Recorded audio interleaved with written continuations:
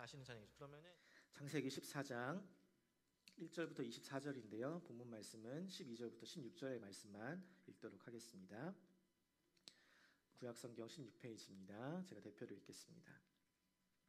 소돔에 거주하는 아브라함의 조카 롯도 사로잡고 그 재물까지 노략하여 갔더라.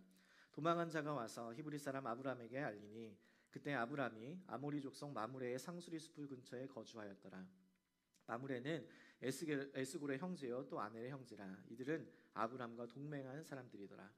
아브람이 그의 조카가 사로잡혔음을 듣고 집에서 길리고 훈련된 자 318명을 거느리고 단까지 쫓아가서 그와 그의 가신들이 나누어 밤에 그들을 쳐부수고 다메섹 왼편 호박까지 쫓아가 모든 빼앗겼던 재물과 자기의 조카 롯과 그의 재물과 또 부녀와 친척을 다 찾아왔더라. 아멘. 많은 사람들이 파리로 여행을 갔을 때 최고의 관광지로 뽑는 곳이 에펠탑입니다. 그러나 저는 개인적으로 개선문이 가장 인상 깊었습니다. 그 웅장함도 그렇지만 그 위에 개선문의 위에 올라가면 파리 시내가 한 곳에 한눈에 다 보이게 되고, 특히 개선문 앞에 펼쳐진 그 샹젤리제 거리를 비롯해서 모든 그 도시의 도로들이 사방으로 뻗어나가는 모습이 참 장관이었습니다. 이 개선문은 사실 근데 단순한 건축물이 아닙니다. 1806년에 나폴레옹이 전쟁에서 승리한 후에 고대 로마의 이 개선문을 본떠서 지은 것으로서 승리한 군대와 이 전쟁의 영광을 기념하고 그 영광을 후대에 기억하도록 하기 위해서 세운 기념물입니다. 저는 이 개선문을 보면서 전쟁에서 승리했던 나폴레옹, 막연하게 그냥 너무 멋지다 이렇게 생각을 했었는데, 루브르 박물관에 가서 세계적으로 유명한 문화재와 또 역사적 유물들을 이제 보는데, 그 박물관에 있는 상당수가 정복전쟁에서 승리하여서 유럽 각지에서 가져온 이 전리품이라는 사실을 발견하고서 얼굴을 찌푸렸던 기억이 있습니다. 이처럼 고대든 현대든 전쟁은 영토 싸움일 뿐만 아니라 재물과 권력, 이 명예를 차지하기 위한 것이었고, 승리자는 금과 은, 노예와 곡식, 심지어 예술품까지 약탈하면서 자기의 힘과 영광을 과시했습니다. 로마의 제국도 그랬고 또 나폴레옹도 그랬습니다. 전쟁에서의 승리는 곧 약탈의 권리를 의미했습니다. 그래서 인류의 역사 속에서 이 전쟁에서 승리한 자는 땅을 차지하고 전리품을 소유하고 기념비를 세우고 스스로의 힘을 드러내는 것이 당연한 문화로 여겨져 왔고, 우리들 또한 이 승리자의 이러한 소유와 권리를 당연하게 여겨왔습니다. 야, 네가 이겼으니까 네가 가져. 네가 수고했으니까 성취한 것이니까 그건 네 거지. 그런데 오늘 본문에서 우리는 이러한 우리의 관념과 문화를 다 뒤집는 한 사람, 아브라함의 모습을 보게 됩니다. 그는 하나님의 부르심에 가나안 땅까지 이끌려 왔지만 그분을 온전히 신뢰하지 못하는 그의 실수와 실패 속에서 이제는 하나님이 내 삶의 인도자여 보호자여 공급자이심을 깨닫고 하나님을 신뢰하는 모습을 점점점 보이기 시작합니다. 그래서 아브라함은 12장 후반에서 기근을 피하여서 애굽으로 가는 도망자였지만 13장에서 지난주의 말씀에서 그는 자신의 권리와 선택관을 자기의 조카 롯에게 양보하는 자였고, 오늘 14장 말씀에서는 위험에 처한 롯을 구하는 구원자로 나타나게 됩니다. 저는 이 위험에 처한 롯이 아니라 롯을 구하는 이 구하고 돌아오는 과정에서 이 기록된 말씀 14장의 말씀을 통하여 아브라함이 이 어떠한 믿음의 모습을 보여준지 오늘 이 아침에 여러분과 함께 나눠보고자 합니다. 오늘 본문은 이 메소포타미아 지역의 네 왕과 이 요단 지역의 5왕이 서로 싸우기 위해서 모인 것으로 14장은 시작됩니다. 오늘 말로 하면 국제적인 전쟁이 일어난 것입니다. 그들은 지금 사해 근처에서 전쟁을 벌였는데 그 이유가 무엇인가 하면 4절에 보니까 이들이 12년 동안 그돌라오멜을 섬기다가 제13년에 배반한지라 라고 기록합니다. 당시 요단 지역의 5왕은 12년 동안 이 메소포타미아에 있는 그돌라오멜의 왕에게 조공을 바쳤습니다. 그런데 이제 이 요단 지역의 남방의 왕들이 아니 도대체 우리가 언제까지 조공을 바쳐야 되는 거야? 이제는 더 이상 못하겠다 하면서 13년째 되는 해, 그 해에 이제 더 이상 조공을 바치지 않겠다, 배반을 한 거예요. 그러자 이 메소포타미아 지역에 있는 이 왕들이 어쭈 요놈들 봐라, 감히 조공을 안 바쳐? 그러면서 14년째 되던 해에 여기에 전쟁을 하러 온 것입니다. 자, 메소포타미아 지역의 네 왕, 동방인 지역에 있는 네 왕과 요단 지역에 있는 남방의 5왕이 연합하여서 싸우는 거야. 4대5. 누가 이겼을까요? 여기가 5명이 모였으니까 여기가 당연히 이겼을 것이라고 생각하지만 아니에요. 동방의 연합군 4왕이 이깁니다. 요단 지역의 남방의 왕들이 다스리던 곳은 현대로 치면은 그냥 작은 도시 국가였습니다. 그러나 그에 반해서 이 동방의 왕들은 여러분 훗날에 페르시아나 바벨론과 같은 제국의 전신이 되는 메소포타미아 지역의 아주 강력한 세력들이었습니다. 그러니까 요단의 작은 도시국가 연합들이 여기랑 상대해서 비교가 안 되는 거예요. 세력들이. 그래서 이제 힘 좀 세졌다고, 조공을 이제 더 이상 안 바치겠다고 배반했던 이 요단의 남방 연합군들은 이 강력한 메소포타미아 연합군에 의해서 뿔뿔이 흩어지고 도망가게 됩니다. 근데 그때 가장 타격이 컸던 것이 어디냐? 바로 소돔과 고모라였습니다. 근데 여기 보면 굉장히 웃긴 것이 지금 전쟁을 일으킨 곳은 메소포타미아 지역이 아니라 지금 사해 근처입니다. 그 말은 요단 강가 근처이기 때문에 이 요단 지역의 연합군의 홈그라운드인 거예요. 메소포타 지역의 동방 연합군들이 요단 지역으로 어웨이 경기를 온 것입니다. 자, 그러니까 이 홈그라운드에 이점을 누릴 수 있는 팀은 동방 연합군이에요, 아니면 남방 연합군이에요? 남방 연합군이에요. 요단 지역에 있는. 그런데 10절 11절의 말씀에 보면 이렇게 기록합니다. 시딤 골짜기에는 역청구덩이가 많은지라 소돔 왕과 고모라 왕이 달아날 때에 그들이 거기 빠지고 그 나머지는 산으로 도망하매 내 왕이 소돔과 고모라의 모든 재물과 양식을 빼앗아가고 이랬습니다. 시딤 골짜기에 역청에 빠졌대요. 역청이라는 것은 지하에 석유가 끓어갖고 이 지면이 끈적끈적한 그런 곳을 이야기합니다. 이 위험에 빠지게 된 사람들은 이곳에 어웨이 경기로 온 메소포타미아 지역의 연합군이 아니라 홈그라운드인 소돔과 고모라의 사람들이었다는 거예요. 그러니까 이들은 지금 역청구덩이를 이용해서 자기 홈그라운드의 이점을 이용해서 이들을 무찌르고 이겨야 될 판에 자기의 홈그라운드에 있는 그 위험에 자기들이 빠졌다는 것이에요. 그러니까 오히려 패배하고 있는 이 모습을 통해서 이 군대가 얼마나 어리석고 무능한 건데라는 것을 지금 알 수 있는 것이죠. 자, 그리하여서 이 전쟁에 승리한 동방의 연합군들은 이 도시를 약탈하고 그리고선 포로를 모아 자기 땅으로 데리고 가려고 하는데 문제는 무엇이냐? 그 포로 중에 바로 아브라함의 조카 롯이 있었다는 것이에요. 12절 말씀 보세요. 소돔에 거주하는 아브라함의 조카 롯도 사로잡고 그 재물까지 노략하여 갔더라. 자, 여기서 우리가 한 가지 짚고 넘어가야 하는 것이 있는데 우리 지난주 13장 말씀에 12절에 보면 이렇게 기록합니다. 아브라함은 가나안 땅에 거주하였고 약속의 땅 가나안 땅에 그대로 있었습니다. 그런데 롯은 그 지역의 도시들에 머무르며 그 장막을 오며 소돔까지 뭐라고 해요? 이르렀더라라고 해요.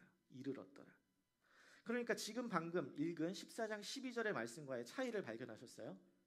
처음에는 롯은 그 지역들 사이에 도시에 머무르고 있었고 소돔 근처로 소돔에 이르를 때까지 장막을 옮겼다라고 이야기합니다. 그런데 14장에서는 뭐라고 해요? 롯이 소돔에 거주했다라고 기록해요.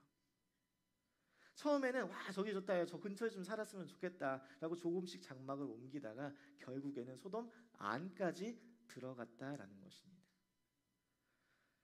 어느 순간 그 안에 들어가 버린 자신을 발견하는 거예요. 여러분 이게 바로 죄의 문제가 시작되는 것을 보여주는 것이에요.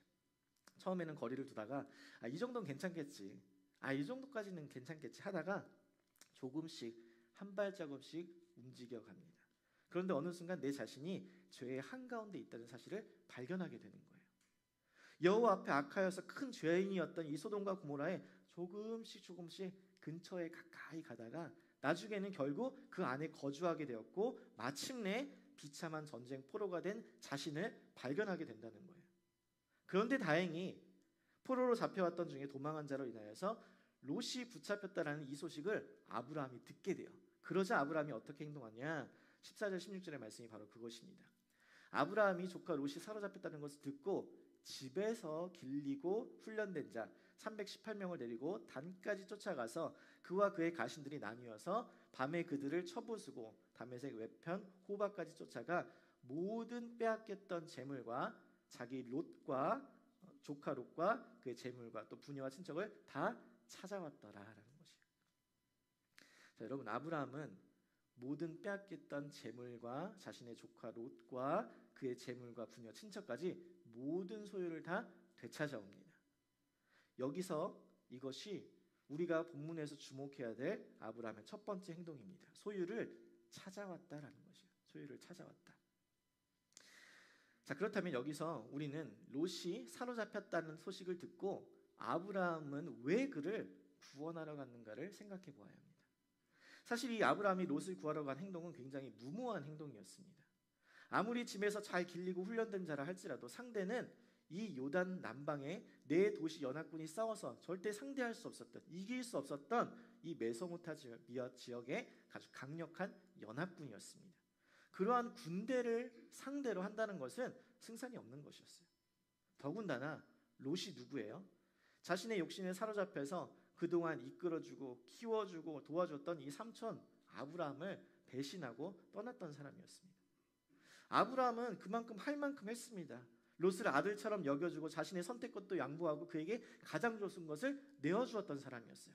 그런데 고맙다는 말도 하나도 없이, 조금도 망설임도 없이 자기 욕심에 따라 자기의 눈에 좋아 보였던 대로, 눈에 좋아 보였던 그 땅을 골라서 훌쩍 떠나버린 그 롯을 생각할 때 여러분 서운한 마음이 들었을까요? 안 들었을까요? 섭섭한 마음이 들지 않았겠어요? 롯이 잡혔다는 소식을 듣고선 야, 그동안 내가 그렇게 키워주고 길러줬는데 혼자서 좋은 것을 다 차지하고 떠나더니 고놈 아주 쌤통이다. 이럴 수 있지 않을까요? 또한 오늘날 우리들이 거절하고 싶은데 또 고상하게 체면을 지키면서 정중하게 거절하는 방법이 있잖아요. 뭐예요? 기도할게. 너 어려움을 당했구나, 큰일 당했구나, 내가 기도할게. 이러고선 입을 싹 닫는 것이. 그럴 수 있었다고요. 근데 아브라함은 그냥 이렇게 넘어가지 않았다는 것이. 강력한 연합군을 상대로 승리할 가능성도 없고 그런 위험을 무릅쓰고 구출할 필요가 있는가 하는 그러한 생각이 드는 조카 롯이었습니다. 그런데 아브라함은 전쟁의 승리의 가능성을 계산하지 않고 그의 마음의 섭섭함과 그 조카 롯의 행동에 대해서 판단하지 않고 자신의 목숨을 걸고 멀리까지 그를 구출하러 갑니다. 그리고 어리석고 무능했던 이 소돔과 고모라 군대들과 달리 한밤중에 기습을 하여서 그들을 쳐부수고 빼앗겼던 모든 것들을 다 가지고 와요. 되찾아옵니다. 성경은 아브라함의 뛰어난 실력과 전략에 대해서 언급하는 것 없이 아주 짧게 그들을 쳐부수었다라고 이야기해요. 왜요? 아브라함이 한 것이 아니라 하나님이 하신 것이니까. 저는 롯을 구출하여서 그의 모든 소유를 되찾게 해준 이 아브라함을 보면서 하나님께서 그를 통해 행하신 일들을 보게 되는 거예요.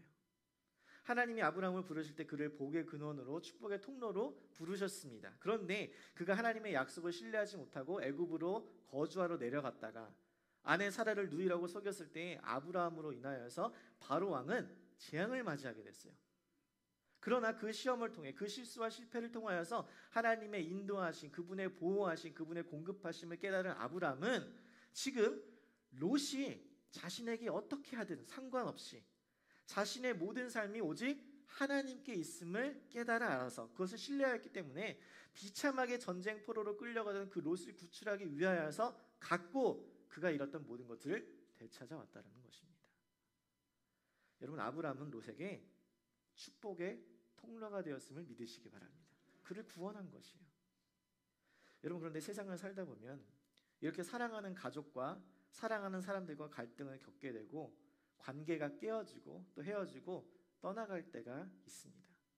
그런데 그렇게 떠나가고 깨어진 관계의 사람들이 어려움을 겪게 될 때 종종 우리 그리스도인들이 너무나 이기적이고 자기중심적인 생각 가운데 또한 그들과의 관계 때문에 그 갈등으로 인하여서 얻게 된 깊은 상처와 배신감으로 인하여서 또한 그에 대한 보상심리로 인해 야, 하나님이 치셨다, 하나님이 심판하신 거야 라고 이야기할 때가 있습니다. 여러분, 그런데 정말 그럴까요? 나와 깨어진 관계의 사람이 고통받고 아픔을 당하고 있는 것을 보시면 하나님이 기뻐하실까요?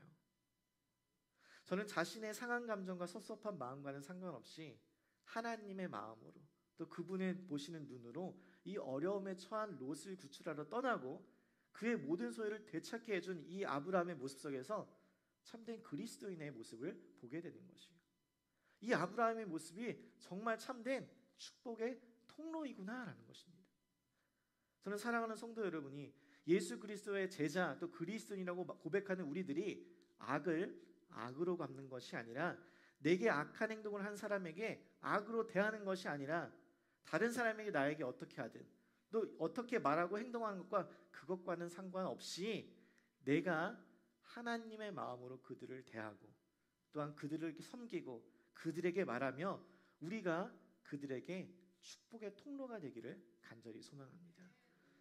우리를 배신하고 우리를 미워하고 또 우리에게 상처와 배신감을 안겨준 그 사람들에게도 동일하게 하나님의 마음으로 그들을 품어주고 그들이 어려움이 있을 때 쌤통이다, 네가 나한테 그렇게 하더니 그냥 잘됐다, 이게 아니라 그 사랑의 마음으로 그들에게 최선을 다해주는 것입니다.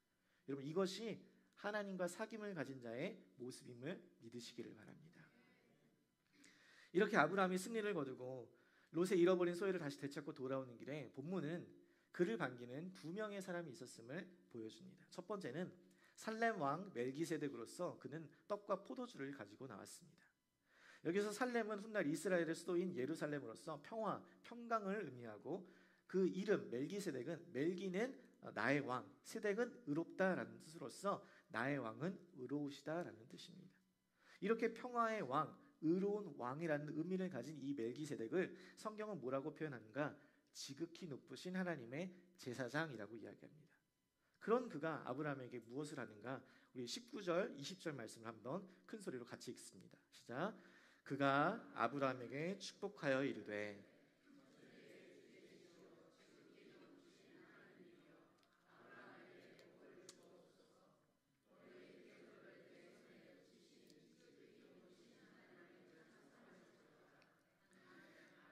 그 얻은 것에서 10분의 1을 멜기세덱에게 주었더라. 아멘. 한글 성경은 천재의 주제이시오라는 말이 먼저 나오지만 원어로 보면 아브라함에게 복을 주시옵소서, Blessed be Abraham, 이게 먼저 나옵니다.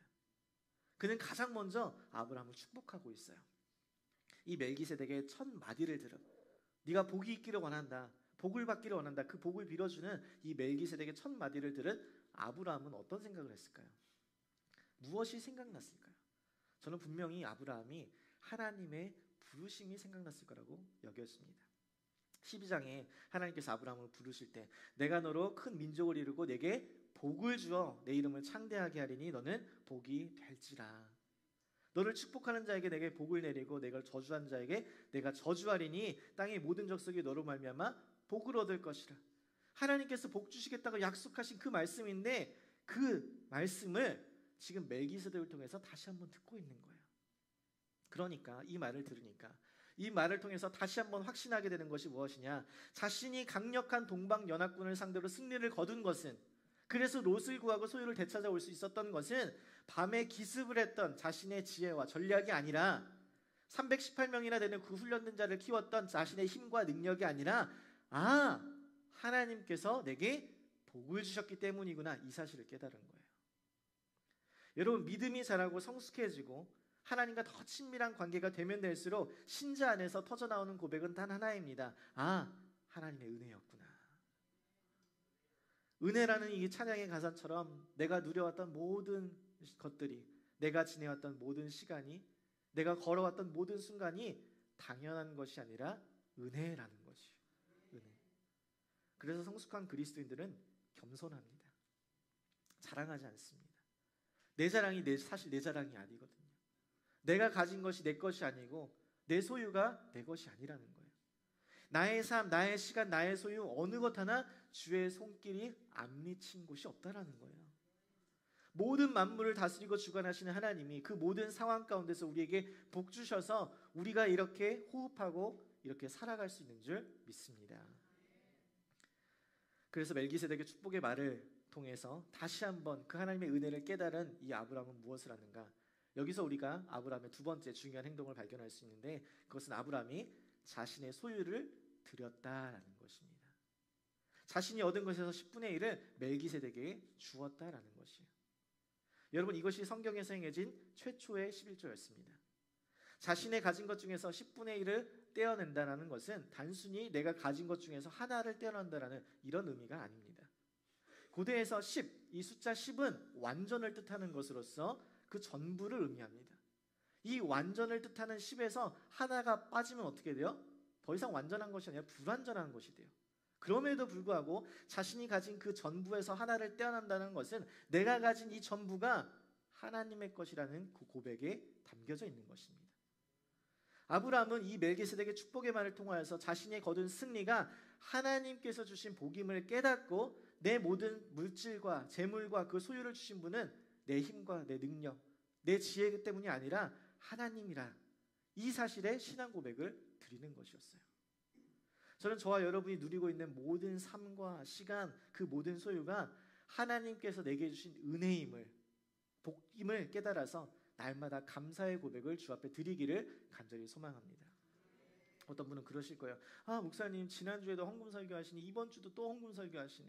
네, 맞아요. 지난주도 하고 이번 주도 합니다. 왜요? 본문에 나와 있으니까. 성경의 저자가 본문을 통해서 말하고자 하는 바니까. 여러분, 그래서 제가 주제 설교하지 않고 제가 원하고 계획하는 것, 제 생각대로 본문 정하지 않고 어떤 성도님들을 타겟으로 해서 설교하지 않고 본문의 말씀을 따라 강해 설교를 하는 이유입니다. 여러분, 성령께서 귀 있는 자에게 듣게 하실 줄 믿습니다. 많은 분들이 궁금해하실 것이 이거예요. 아브라함이 11조를 했으니까 오늘날에도 11조를 해야 하는가? 그것이 성경적이냐라는 것이. 어떻게 해야 할까요? 11조 해야 될까요? 이미 하고 계신 분들은 아멘 당연히 해야죠 라고 하실 거고, 안 하고 계신 분들은 목사님이 어떻게 이야기하나 하고 매의 눈으로 쳐다보고 계실 거예요. 이에 대해서 가장 먼저 말씀드리고 싶은 것은, 여러분, 이것은 중요한 질문인데 그렇다고 가장 중요한 문제는 아니라는 것이에요. 성경에서 아주 분명하고 정확하게 이야기하고 있는 부분이 아니라서 훌륭한 그리스도인들 사이에서도 다양한 의견들이 있습니다. 11조를 해야 한다고 말하는 경우 사람들은 11조는 모세의 언약의 일부이기 때문에 이 율법을 지켜야 한다라고 주장합니다. 그러나 반대의 경우 우리는 더 이상 율법 아래 있지 않기 때문에 신약의 신자들에게 해당되지 않는다라고 주장을 해요. 아니, 아브라함과 지금 야곱이 11조를 드리지 않아요? 성경에 기록되어 있지 않냐? 네, 분명히 맞아요. 분명히 10의 1조를 드렸지만 그들의 11조는 일회적이고 임시적인 것이었지 정기적이었다는 증거도 없습니다. 그런데 또 한편으로는 예수님께서는 신약에서 11조를 칭찬하십니다. 아니, 그럼 도대체 어떻게 하라는 거예요? 많은 사람들이 이 헌금, 특히 11조를 이야기를 할 때 내 소득의 10%를 드려야 하는가 아니 말아야 하는가, 이 퍼센테이지에 많은 관심을 갖습니다. 그러나 성경은 헌금에 대해 이야기할 때 어떠한 특정의 퍼센테이지를 고집하거나 그것들을 강요하지도 않습니다. 그래서 어떤 사람들은 이로 인해 11조를 안 해도 된다라고 생각하는데, 사실 성경의 구약을 보면 10의 1조만을 드렸던 것이 아니라 2조, 3조 여러 가지의 헌금을, 여러 가지 물질을 주 앞에 드렸던 것을 보게 되고, 신약 초대교회의 성도들도 심지어 자신의 전부를 드리는 사람들도 많았습니다. 저는 이 부분에 대해서 우리에게 가장 명확한 지침을 주는 것은 고린도후서 8장 9장에 나오는 가난한 성도들을 섬기는 연보, 이 헌금에 대해서 이야기하는 바울의 권면입니다. 그의 권면의 핵심은 무엇이냐 하면 희생적이고 관대한 헌금을 하고 있느냐라는 것이에요. sacrificial, 희생하고 있느냐, generous, 관대하게 그것을 베풀고 있느냐라는 것이에요. 그러니까 성경이 강조하고 있는 것은 액수나 비율이 아니라 우리의 마음과 태도라는 것이에요. 예를 들어서 소득이 많음에도 불구하고 1, 2%만 드리고 있다면 우리는 그것을 관대하다, 희생하고 있다라고 판단하기 어렵습니다. 내 유익과 만족을 위해서는 아끼지 않고 쓰면서 하나님께 드린 헌금은 너무나 아까운 거예요. 반대로 많지 않은 재정이라 할지라도 내 것을 희생하며 관대하게 드리는 그 마음은 하나님께서 기뻐 받으신다는 것이에요. 결국 성경이 말하는 헌금의 정신은 이것입니다. 나의 소유가 내 것이 아님을 알고 하나님의 은혜에 감사하며 기꺼이 희생하고 넉넉히 베푸는 것.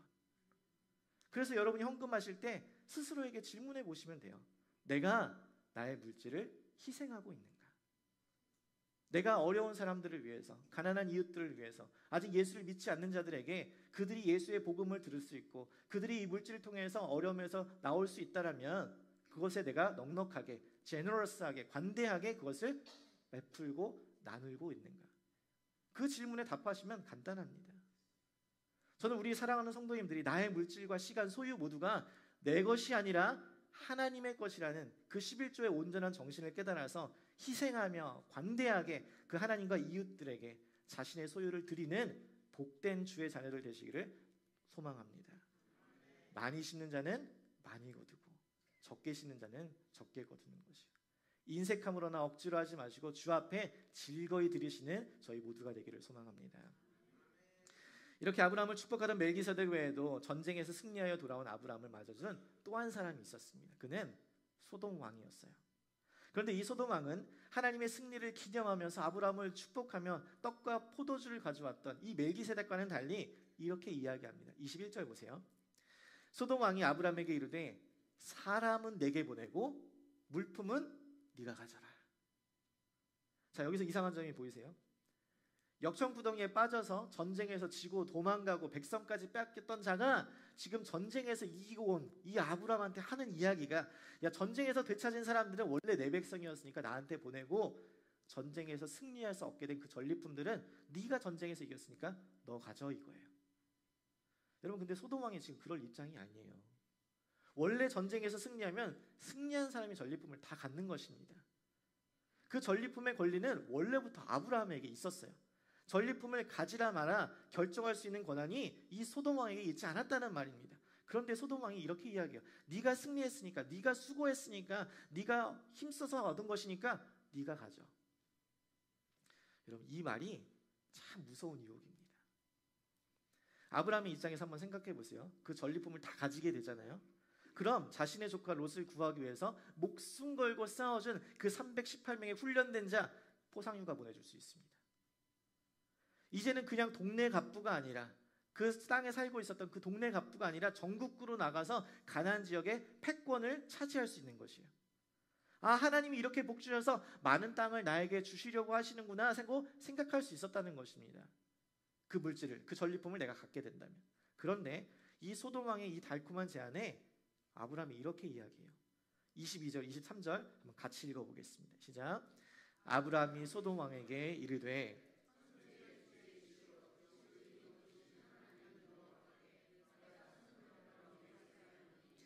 내 말이 내가 아브라함으로 치부하게 하였다 할까 하여 내게 속한 것은 실 한 오락이나 들매끈 한 가닥도 내가 가지지 아니하리라. 여러분, 아브라함은 롯을 구하여서 소유를 찾아왔지만 멜기세덱에게 자신의 소유를 드렸어요. 그리고 소돔 왕을 만나서는 자신의 소유를 거절합니다. 자신의 소유를. 여러분, 여기서 아브라함의 첫 번째 고백이 뭐예요? 천지의 주제이시오 지극히 높으신 하나님 여호와. 아멘이세요? 세상의 모든 권세와 주권이 여호와께 있다라는 것을 고백합니다. 하나님께서 약속하신 이 땅은 인간의 힘과 지혜와 능력으로 얻을 수 있는 것이 아니라 하나님의 주권적인 뜻과 계획 아래 이루어진다는 것을 아브라함은 지금 고백하고 있는 것이에요. 그러면서 아브라함이 이 소돔 왕의 달콤한 제안을 거절한 이유를 밝히는데, 그게 뭐냐? 소돔 왕으로 하여금 자신이 아브라함을 이 가나안 땅의 패권자이자 부자로 만들어졌다, 이렇게 말하는 것을 못하게 하는 것이에요. 야, 봤어? 아브라함이 저 부자 된 거 내가 만들어준 거야. 내가 전리품 가지라고 하니까 그가 받아서 부자가 된 거고, 그 부자가 된 그 전리품을 가지고 가나안 땅에 아주 영향력 있는 사람이 된 거잖아. 그거 내가 만들어준 거야. 이 말을 못하게 한다는 것이에요. 이 소리를 못 듣도록 당신의 소유 중에 실 한 오락이라도 조금이라도 취하지 아니하겠다. 여러분, 왜요? 자신에게 이 가나안 땅을 주고 많은 자손을 주고 부욕케 하실 분은 이 소돔 왕이 아니라 누구예요? 하나님이시기 때문에. 하나님이 복 주시는 거지 소돔 왕이 주는, 인간이 주는 것이 아니라는 말이에요. 하나님께서 그렇게 말씀하셨고, 분명하게 그가 말씀을 온전히 믿지 못하여서 애굽에 내려갔을 때에 그와 실수와 실패를 통해서 분명하게 깨달은 거예요. 나를 인도하시고 나를 보호하시고 나에게 공급하시는 분은 오직 하나님이시다. 그래서 바로 눈앞에 있는 자신의 마땅한 권리, 세상 사람들이 다 그렇게 해왔고 전리품을 취해왔고 내가 그것을 취하더라도 세상 사람들이 아무도 뭐라고 할 말이 없는 그러한 것인데, 하나님의 약속을 믿고 그분을 신뢰하며 그분의 일하심을 믿은 이 아브라함은 자신이 얻을 수 있는 이익을, 자신이 얻게 될 그 부유함을, 그 소유를 거절합니다. 여러분 너무 멋지지 않나요? 미래에 아직 오지 않은 일인데 그것을 믿음의 눈으로 내가 먼저 바라보고 지금 당장 눈앞에 있는 것을 포기하는 것이에요. 거절하는 것이에요. 저는 이 아브라함이 가졌던 이 믿음의 확신이, 그 믿음의 눈으로 보았던 믿음의 실제가 저와 여러분의 삶 가운데도 있기를 소망합니다. 그리고 한 가지 더, 24절 보세요. 오직 젊은이들이 먹은 것과 나와 동행한 아넬과 에스골과 마므라의 분깃을 제할지니 그들이 그 분깃을 가질 것이니라. 저는 이 구절에서 아브라함에게 반하게 되더라고요. 아브라함 자신은 자신의 이익을 거절합니다. 단 하나도 가지지 않겠다 이거예요. 그런데 자신과 함께 목숨을 걸고 싸웠던, 그와 동행했던 자들에게는 그 분깃을 가질 수 있게 해줬다는 거예요. 나는 거절해요. 근데 그 자신의 부하들, 자신과 함께 했던 자는 거절하지 않고 편하게 가질 수 있게 했다는 거예요. 여러분 지금 아브라함은 원래도 부유했는데 지금 강대국 연합군을 무찔렀다는 이 말도 안 되는 승리를 거두고서 전리품을 다 얻었으면 소문 짱 났겠죠. 많은 사람들이 그의 영향력 앞에 무릎을 꿇을 것이란 말이에요. 아브라함의 말 한마디면 다 따랐을 것입니다. 그렇게 영향력 있는 사람이 자기는 그 전리품을 안 갖겠다고 하면, 소유를 거절하면 어떻게 되겠어요? 누가 그 밑에 사람이 저는 필요한데요, 이렇게 이야기할 수 있겠냐는 거예요. 마치 큰 프로젝트를 마치고선 성공적으로 마치고 나서 회식을 하러 갔는데 부장님이 야 내가 오늘 쏠 테니까 마음껏 먹어, 비싼 거 고르고 싶은 거 꼭 골라, 한 명씩 다 골라. 딱 그러고 나서 부장님이 말합니다. 난 짜장면. 아니 그럼 부장님이야 그 사람들이 누가 양장피와 깐풍기 탕수육 팔보채 시킬 수 있겠냐고요. 누가 용감하게. 그날 회식은 그냥 짜장면 통일인 거예요. 아브라함이 지금 자신의 소유를 거절하고 야 나는 전리품 안 취할 건데 너희들도 안 취할 거지? 이렇게 이야기한 게 아닌 거예요. 그렇게 얘기했으면 마음이 상당히 어려워지고 곤란해졌겠죠. 그런데 아브라함은 자신의 선택을 다른 사람에게 강요하지 않고 자신의 힘으로 다른 사람을 통제하려고 하지도 않습니다. 오히려 더 큰 배려로 그들의 분깃을 채워줘요. 나누어 줍니다. 저는 이것을 보면서 아브라함이 진짜 큰 사람이 되었구나라는 것을 보게 되는 거예요. 여러분 보세요. 오늘 본문에서 아브라함이 유익을 얻거나 이익을 얻은 것은 하나도 없습니다. 소유를 되찾아왔잖아요. 그 소유 원래 누구 거예요? 롯 거예요. 롯에게 다 돌려줬습니다. 그리고 그 왔을 때에 멜기세덱을 만나서 자신의 소유를 또 드렸습니다. 그리고 또 그 얻게 된 것 중에서 전리품 다 얻었으니까 승리한 자일 건데, 그런데 또 어떻게 해요? 그 소유를 다 거절해요. 지금 이 세 가지 씬에서, 세 가지 그 장면에서 모두 다 지금 아브라함이 이익을 얻은 것은, 유익을 얻은 것은 하나도 없습니다.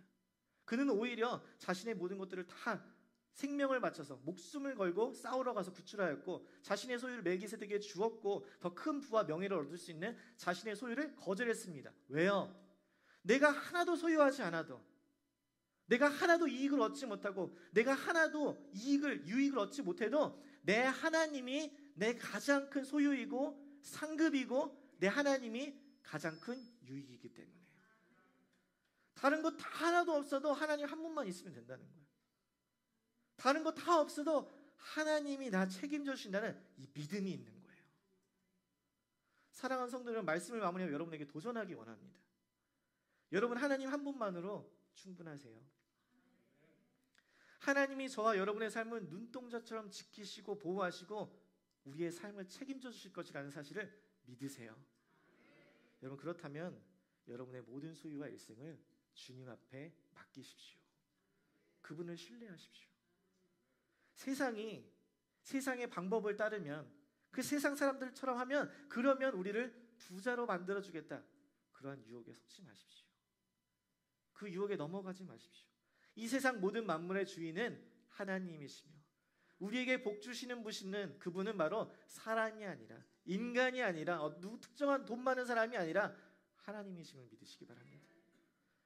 여러분 하나님의 때에 하나님의 방법대로 이루신다라는 그 하나님의 약속의 말씀 붙잡고 하나님의 벗되어서 이 믿음의 길 신실하게 걸어가는 저와 여러분의 삶이 되기를 주님의 이름으로 간절히 축복합니다. 아시죠? 다 아시는 찬양이죠. 그러면은 목사님